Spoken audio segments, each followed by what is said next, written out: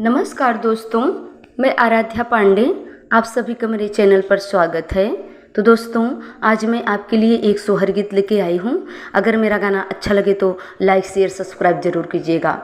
धन्यवाद।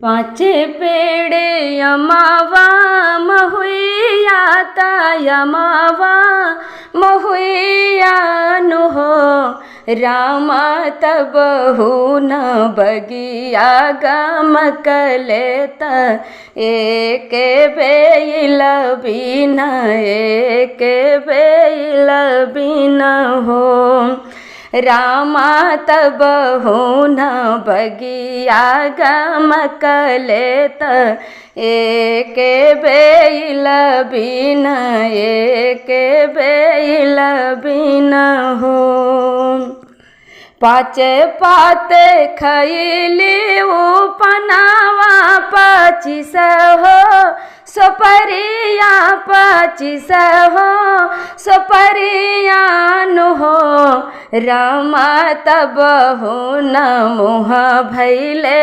लालता खाए खाए रबीना खाए खाए रबीना हो रामा तब न मुँह भैले लालता खाए खाए रबीना खाए खाए रबीना हो सेरा भर सोनावा पहिरले पसरी भर चनिया पसरी भर चनिया नु हो रामा तब न देहिया सुहावन एक सिंदूर बिन एक सिंदूर बिन हो रामा तब न देहिया सुहावन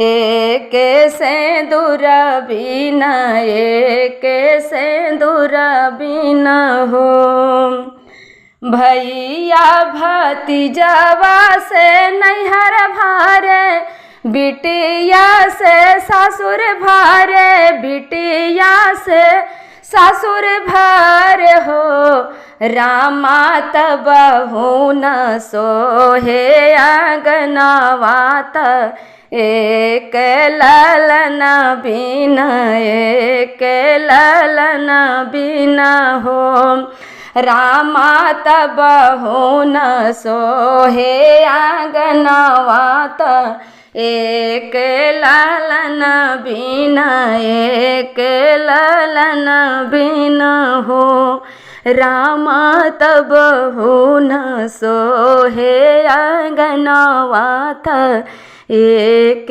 ललन बिन एक ललन बिन हो।